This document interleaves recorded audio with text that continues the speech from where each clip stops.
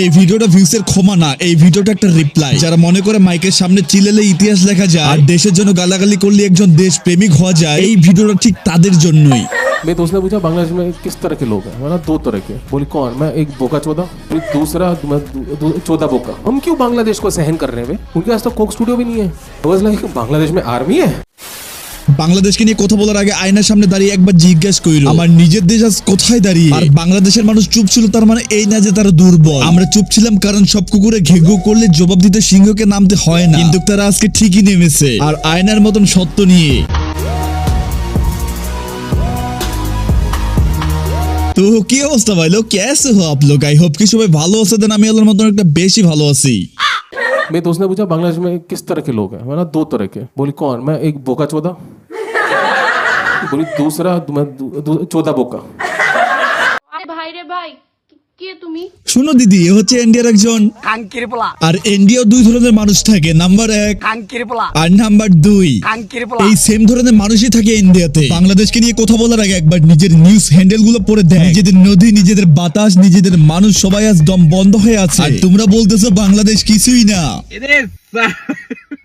News में है बांग्लादेश। तो मतलब पता नहीं कि बांग्लादेश ने क्या शिप पे भेज दिया चांद पे, किस लिए न्यूज में है? देखा तो लैंड ही हरकत की वजह से।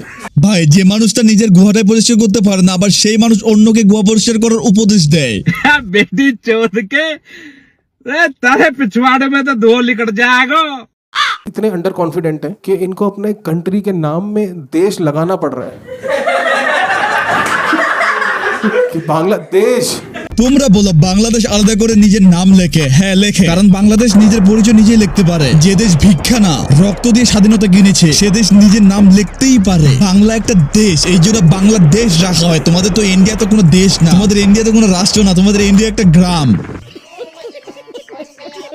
ভাই, তোমরা সবসময় নিজেকে ভদ্র প্রমাণ করার জন্য উঠে পড়ে লাগো। দেখো গাইস, ইন্ডিয়ার অনেকজনই আমার ভিডিওগুলো দেখতেছে। ভাই, আমি তোমাদের কাছে মাফ চাইতেছি, কারণ ভাই আমি তোমাদেরকে হার্ড করে কোনো কথাবার্তা বলতাছি না। আমি সেই সব মানুষদেরকে বলতেছি যেই সব মানুষগুলো আমাদের বাংলাদেশকে নিয়ে যাতা বলতেছে। সত্যি তাদের মাথায় যদি কমন সেন্স বলতে কিছু থাকতো, তারা কিন্তু এইসব কথা বলতো না কোনোদিন। চাইলে এই ভিডিওটা আমি হিন্দিতে বলতে পারতাম, কিন্তু আমি বললাম না, কারণ আমার ভিডিওগুলো অনেক বাঙালি দেখে। ইন্ডিয়ার কারা কারা দেখে সেটা আমি জানি না, কিন্তু আমি বাংলাদেশের মানুষদের জন্য এই ভিডিওটা মেক করতেছি, তাদের জন্যই আমি এইসব বাংলা ভাষায় কথা বলতেছি। এখন ভাই, আর কতদিন আমরা এইসব সহ্য করব? আমরা ইন্ডিয়ার কাছে আর কত অপদস্থ হব? এখন সময় হয়ে গেছে তাদেরকে উচিত জবাব দাও। এখন জানি না যে কে কি মনে করতেছে। আমি চাই যে এই ভিডিওটা সবাই শেয়ার করে দাও তোমাদের বন্ধু বান্ধবের কাছে। এই ভিডিওটা তোমার বন্ধুর কাছে যাও, সেও কিন্তু প্রতিবাদ করতে পারবে আর তারা দেখতে পারবে যে ইন্ডিয়ার দাদারা আমাদেরকে কিভাবে অপদস্থ করে, কিভাবে অপমান করে।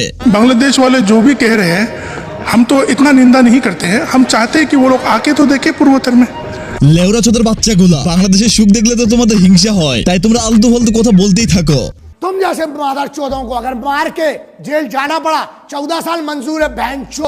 গাইজ, আমি ভিডিও বানানোর সময় হঠাৎ করে ফেসবুকে যাই। ফেসবুকে যাওয়ার পর দেখতেছি আমার নিউজ ফিডে এসব কি আসতেছে। হাদি ভাইয়ের বিচার চাওয়ার জন্য পুলিশ বাহিনী আবার তাদের উপর অ্যাটাক করছে, অনেকজনই গুলিবিদ্ধ হয়ে আছে। মানে ভাই, এরা আবার কি শুরু করছে দেশে? ভাই, এইসব দেখার পর কি আমরা বাঙালি কি চুপ করে থাকবো? আমরা কি ছাত্র জনতা কি আবার চুপ করে থাকবো? কখনোই চুপ করে থাকবো না। তাই এবার হবে শেষ একটা যুদ্ধ। এরা আমাদের কয়টা হাদি মারবে? এরা আমাদের জয়টা হাদি মারবে, কয়টা হাদি আবার জন্ম নিবে? আমরা বাংলাদেশের প্রত্যেকজনই একটা করে হাদি। তাই সবার নিজের জায়গা থেকে আওয়াজ তুলো।